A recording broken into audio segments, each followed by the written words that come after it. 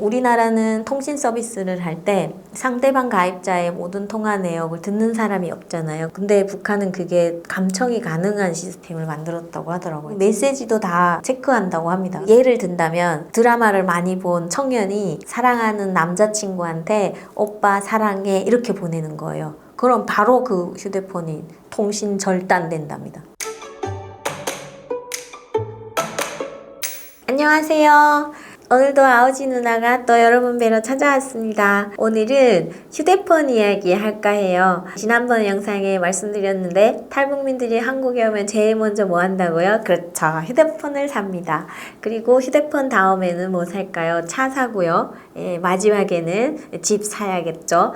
그 차례로 이제 제가 겪은 이야기 해드릴 것 같아요. 그래서 오늘은 첫 번째 휴대폰 이야기 할 건데요. 저는 처음 한국에 2008년 4월에 도착했는데요. 7월에 하나원을 나와서 LG에 가서 애니콜이라는 삼성폰을 사게 됩니다. 첫 번째 이렇게 하얀색이었는데 이렇게 밀어서 탁 올라가는 거 있잖아요. 세상에 제가 휴대폰을 손에 쥐다니 얼마나 놀랐겠습니까? 이 휴대폰을 쥐고 있으면서 막 그 기쁨이 이루 말할 데가 없는 거예요. 또 휴대폰 가격이 얼마인지 궁금하잖아요. 그런데 갔더니 도우미 선생님들이 계세요. 정착 도우미라고. 그 선생님들이 뭔지 모르겠어. 근데 어쨌든 막 하더니 돈은 낸 거 없는데 휴대폰을 주더라고요. 지금은 알아요. 자본주의에서는 그렇게 막 주면 받으면 안 된다는 거. 근데 그때는 몰랐어요. 그래서 이거 어떻게 하는 거냐 했더니 뭐 할부금이니 뭐니 이런 거 다 하면서도 뭐 한 달에 얼마 정도 내면은 된다고 하니 지금 현재 내는 돈은 없고 그게 제일 싼 거래요. 그래서 그걸 가지고 왔죠.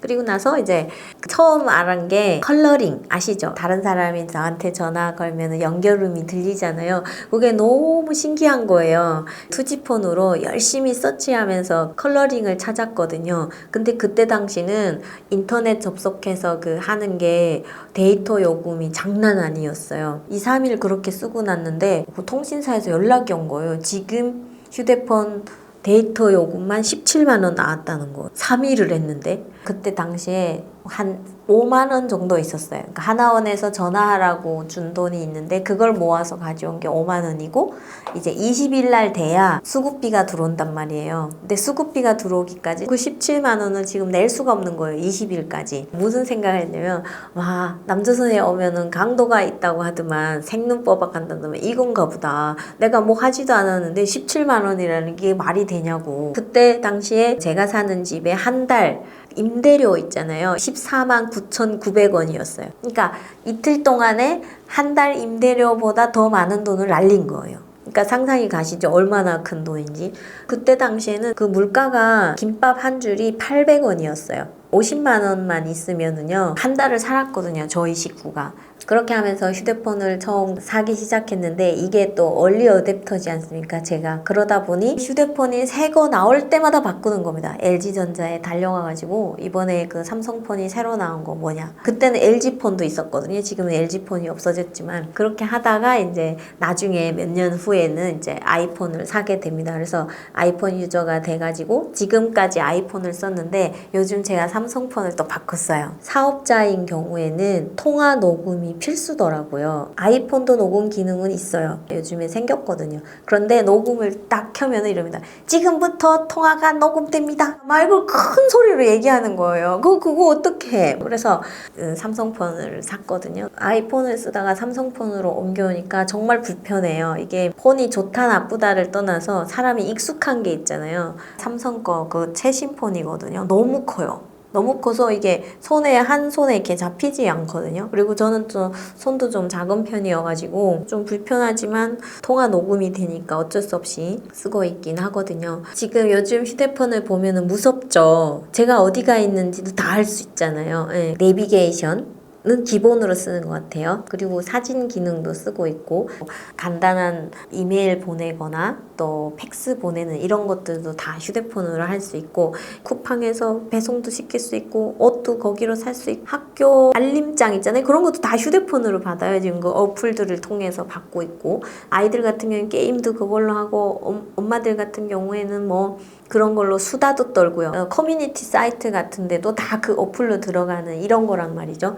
저는 처음에 왔을 때는요, 이거 다 무서웠어요. 저 어디가 있는지 다 아는 거 아니에요. 내가 뭘 하는지도 모두가 안다는 거는 좀 섬뜩한 생각이 드는 거기 때문에. 그래서 사실 제 주변에 어떤 탈북자 남자분은요, 톨게이트 나갈 때 하이패스 있잖아요, 그거 안 쓰시더라고요. 왜 그러냐니까 자기가 어디 그 다니는 경로가 그 다 나오는 거예요. 그러니까 휴대폰도 이게 통신을 셀룰러를 끄게 되면은 이게 통신이 안 잡히잖아요. 그러니까 그렇게 하고 다니는 분이 있었어요. 그래서 딱 끄고 도착한 곳에서 또 다시 켜고 이렇게 사시는 분도 있었거든요. 근데 그때는 저분이 그럴 수도 있겠다. 저는 근데 지금은 어떻게 생각하시는지 아무 의미 없는 거예요. 이제 보세요.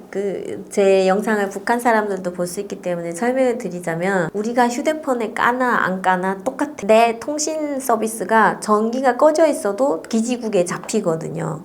그 잡히는 순간 우리는 어디 갔는지 다 나오는 거예요.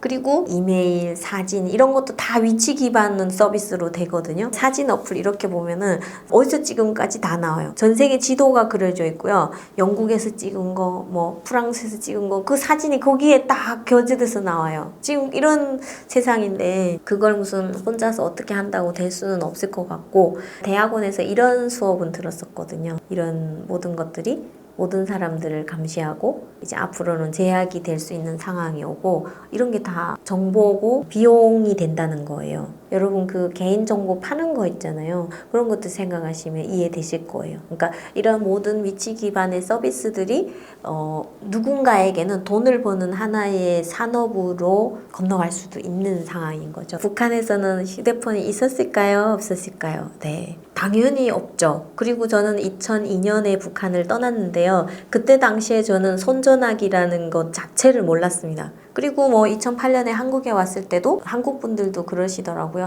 뭐 2000년, 2002년 이때는 뭐 전화가 없었대요. 그래서 뭐 삐삐 뭐 그런 거 하다가 그다음에 뭐 모토로라 이런 거부터 뭐 벽돌 뭐 이런 것부터 생겨서 지금까지 왔다고 설명하시니까, 북한은 전혀 그런 거 몰랐죠. 2002년에 중국으로 왔는데 그때 모토로라 있잖아요. 이렇게 여는 거. 그거 중국 사람들이 쓰고 있는데 모두가 쓰진 않았어요. 휴대요금을 낼 수 있는 능력이 있는 사람만 휴대폰을 썼던 것 같고요. 그런데 제가 2002년에 왔는데 2008년에 중국을 떠났거든요. 그러니까 6년 사이에 거의 모든 사람들이 휴대폰을 가지더라고요. 휴대폰 요금을 모두가 낼 수 있는 수준까지 휴대폰 요금이 떨어졌다는 거잖아요. 그런 식으로 휴대폰 보급이 막 빨리 이루어졌고, 지금도 뭐 북한과 달리 중국은 모든 사람이 휴대폰을 가지고 있죠. 그럼 북한은 지금 휴대폰 시장이 어느 정도냐? 그러니까 저는 구경도 못하고 나왔고요. 현재 북한의 휴대폰 시장은 생각보다 꽤 큽니다. 거기 모든 휴대폰들은 중국산이 들어간다고 보시면 되고, 지금 뉴스에 뭐 북한산으로 하는 북한산 전용 휴대폰이 나왔다고 그렇게 광고를 한다고 하는데, 예전에 제가 알기로는 중국 부품을 모두 가져다가 북한에서 조립만 합니다. 그래서 그 휴대폰이 뭐 진달래, 휘파람 이런 게 나온 걸로 알고 있거든요. 우리는 SK, LG, KT 이렇게 있잖아요. 북한은 어디에서 이 통신 서비스를 할까? 너무 궁금하지 않아요? 제가 알기로는 오라스콤이라고 이집트의 통신사가 서비스를 하고 있는 걸로 알고 있습니다. 근데 이 이집트의 통신사가 왜 북한을 들어왔느냐? 그 북한에 가면은 105층짜리 트라이앵글 빌딩이 있어요. 그 상징 같은 류경 호텔이라는 게 있는데요. 그 호텔에 투자하는 조건으로 이 통신 서비스를 허용해 줬다는 겁니다. 북한 내에 인트라넷 같은 걸로 하다가 서비스가 안 되니까 그 오라스콤이 와서 이제 북한의 통신 서비스를 한 걸로 알고 있고요. 그리고 이 통신 서비스 가격이 처음에는 그 북한 노동자가 1년을 일해도 안 되는 돈을 한 달에 지불하는 시기였어요. 그러니까 북한의 일반 사람들은 그 통신을 아예 못 썼죠. 100불 이상씩 막 넘어가니까. 근데 지금은 많이 저렴해진 것 같고, 우리나라는 통신 서비스를 할 때 상대방 가입자의 모든 통화 내역을 듣는 사람이 없잖아요. 근데 북한은 그게 감청이 가능한 시스템을 만들었다고 하더라고요. 진짜인지 거짓말인지는 저도 모르겠으나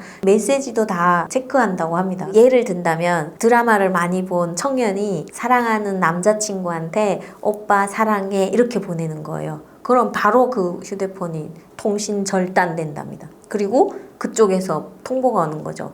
남조선 말을 쓴 너에게는 3개월간의 정지를 준다. 통신이 두절되는 겁니다. 뭐 그런 식으로 메시지 하나하나 다 체크하고 통화 내용 하나하나 다 체크하기 때문에 북한 당국이 고위층을 감시하기 위해서 통신 서비스를 했다는 설도 있어요. 그래서 이 통신 서비스를 하게 되면은 돈 많은 사람들이 다 쓰게 되잖아요. 그러니까 그 사람들을 자기네는 손 안 대고 코 푸는 거죠. 감청을 통해서. 그 전에는 통신 서비스를 자체 내에서 이렇게 했었는데 영천 열차 폭파 사고라고 되게 큰 열차 사고가 하나 있었습니다. 1호 열차를 겨냥한 사건이었거든요. 그런데 그 시간을 잘못 알아서 김정일 때입니다. 김정일이 탄 차가 아닌 그 뒤에 오는 일반 열차가 폭파된 거예요. 이 폭발을 시키는 점화 장치를 휴대폰을 썼대요. 그래서 그 이후에 휴대폰 서비스가 전면 중지됐었습니다. 그래 없어졌다가 몇 년 후에 다시 그 이집트 오라스콤이 들어와서 서비스를 하게 된 거고 지금도 하는 걸로 알고 있거든요. 그럼 지금은 북한의 모든 사람들이 휴대폰을 가지고 있느냐? 그 정도는 아닌 것 같아요. 그럼에도 불구하고 예전보다는 많이 보급되고 있고 밥 깨나 먹고 산다는 집들이면은 휴대전화를 다 가지고 있을 수 있는 것 같아요. 대신에 어플리케이션이나 이런 거는 북한이 자체 제작한 어플리케이션 망을 사용합니다. 그래서 뭐 김일성, 김정일의 뭐 사상 업적을 하는 노작 어플 뭐 이런 거 깔아주는 거예요. 그리고 뭐 날씨 어플 이런 것들을 그 어플로 해주고 있고 요즘 그 한국 내에서 해킹하신 분들이 북한의 그 어플 사진을 이렇게 기재한 영상도 제가 봤거든요. 근데 보면은 북한의 뭐 보건의료 시스템에 대해서 그 그래프화한 영상까지도 나오거든요. 그 어플이 공개되면서 오히려 치부가 드러난 거죠. 북한의 의료기관이 이렇게 없다는 게 드러난 거예요. 평양에 몇 개 있고 지방에는 아예 없다는 거예요. 그러니까 아 의료 시스템이 너무 열악하구나 하는 게 그 어플을 통해서 이제 공개된 것 같더라고요. 그런 뉴스까지 봤는데 지금 북한도 어쩌면 전 세계가 가지고 있는 이 인터넷 시장 그리고 이게 휴대폰의 시장을 자기들도 선점하기 위해서 노력은 많이 하는 것 같아요. 그리고 인터넷이 발달하면서 우리가 또 된 게 있잖아요. 은행 업무 같은 거 이런 신용거래나 이런 것들 다 휴대폰을 통해서 하잖아요. 예전에는 다 은행 가서 하고 뭐 신용사에 가서 하던 거를 그렇게 하는데 그럼 북한은 그런 신용거래를 휴대폰으로 할 수 있는 한 요즘은 그것도 나왔다고 해요. 그래서 이렇게 신용카드는 아니지만 체크카드 형식의 카드도 발급해 준답니다. 옛날엔 그런 거 없었거든요. 그냥 다 은행에 가서 종이 쪽지에다 얼마 쓰세요 이렇게 돈을 쓰면은 그쪽에서 주는 형식의 이런 은행을 이용했는데 지금은 돈을 넣어가지고 쓸 수 있는 체크카드 이 정도는 나왔다고 하더라고요. 신용카드는 아직 있는 것 같진 않아요. 그래서 그런 것들이 이제 휴대폰에 들어가서 한국처럼 휴대폰으로 어디 가서나 결제를 할 수 있는 순간까지는 좀 많이 멀은 것 같고요. 북한의 또 휴대폰을 얘기하니까 통신 설비를 또 얘기하지 않을 수가 없잖아요. 이게 유선 설비가 있고 무선 설비가 있는데 사실 저도 최신소라는 통신 업체에서 근무를 했어요. 제가 최신소 교환수였거든요. 그 교환수의 일이 전화를 연결해 주는 겁니다. 그때는 모든 선은 무선이 아닌 유선으로 연결을 해줬거든요. 그러니까 옛날에 그 아날로그식 전화를 매 직장마다 놓고 제가 유선으로 선을 꽂아서 이 전기 신호를 보내면 띠리링 띠리링 가는 거예요. 그럼 그 양 가입자가 받아서 이렇게 전화 통화하는 형식의 전화를 연결해 줬거든요. 근데 이런 통신 설비에 대해서 또 지금 들어간 휴대전화하고 뭐가 다른지 거기에 대해서 저도 지금 잘은 모르겠는데 현재 우리나라의 통신 서비스는 우리가 그 전화 하나를 연결하기 위해서 막 선을 연결해서 신호를 보내지는 않잖아요. 그럼 어떻게 하냐면은 이 기지국이라는 게 있어서 거기서 이렇게 전파를 내보내면은 가는 형식이라고 해요. 기지국은 전기선으로 연결이 되지만 휴대폰 각자에 쏘는 거는 무선인 형태인 거예요. 근데 북한은 아직까지 모든 게 유선으로 돼 있다고 보시면 됩니다. 그래서 통신 서비스의 그 본체인 최신소도 유선으로 돼 있고 그 전화를 연결하는 모든 것도 그 전기가 흘러가듯이 전화선이라는 걸 다 연결해요. 그렇게 해서 전기 신호를 보내는 이런 형식으로 되어 있어서 지금 현재 북한의 그 통신 기지국 서비스는 아마 무선 서비스가 지금 진행됐는지 이런 것도 궁금한데 아마 되고 있는 것 같아요. 그러니까 휴대폰 신호가 가는 거겠죠. 목탄차가 다니는 나라라고 엊그제 말한 것 같은데 벌써 휴대폰을 조립한다고 뻥까지 치는 나라가 되다니 개인적으로는 볼트 너트 하나 제대로 못 만드는 나라라고 생각을 했거든요, 북한을. 그런데 지금 보면은 정말 정교한 기술이 들어가야 되는 미사일을 쏘잖아요. 네, 그런 거를 보면은 좀 놀랍기도 합니다. 국제사회가 또 인정을 해주는 거예요. 저거 북한이 쏜 게 맞아. 북한의 핵 보유 능력은 이만큼이야. 막 전문가들이 나와서 막 얘기를 하잖아요. 그런 거 들을 때마다 저는 아직도 안 믿기거든요. 왜냐? 내가 본 북한은 진짜 볼트 너트 하나 제대로 못 깎는 나라였어요. 그런데 그렇게 정교한 걸 만든다? 이해가 안 갔죠. 북한에서 태어난 저도 이해를 못 하겠는데 여러분들은 또 그거를 당연하다고 받아들이고 있는 것 같아요. 그래서 북한의 현실을 보는 데 있어서는 서로 다른 시야가 필요한 것 같아요. 저희처럼 북한의 아날로그 형식을 보고 온 탈북자의 얘기도 중요하지만 또 국제사회가 바라보는 고도의 핵기술을 가지고 있는 북한, 김정은 같이 언제 화가 나서 막 나라도 내팽개칠 그런 극단적인 지도자를 가지고 있는 북한, 또 마누라와 뭐 여동생과 막 권력 싸움을 벌이고 있는 북한, 그거 다 같은 북한이거든요. 그러니까 우리가 보는 시선이 하나에 고정돼서는 안 된다, 그런 얘기랑 드리고 싶고요. 그러면은 휴대폰 이야기 어떠셨는지 모르겠습니다. 제 얘기가 맞지 않을 수도 있어요. 그리고 계속 나날이 변화되고 있는 북한이기 때문에 제 영상을 보시고 북한 휴대전화나 북한 정세에 대해서 좀 더 많이 아시는 분들은 댓글 많이 주세요. 서로 공유하고 또 이 영상을 보시는 분들이 서로 의견을 나눌 수 있고 또 새로운 소식들을 접해갈 수 있다면은 또 아오지 누나가 만든 영상의 의미가 있는 것 같아요. 자, 그러면 오늘 이걸로 마치고요. 다음 영상에서는 또 더 재밌는 이야기로 여러분들을 찾아뵙도록 하겠습니다. 안녕히 계세요.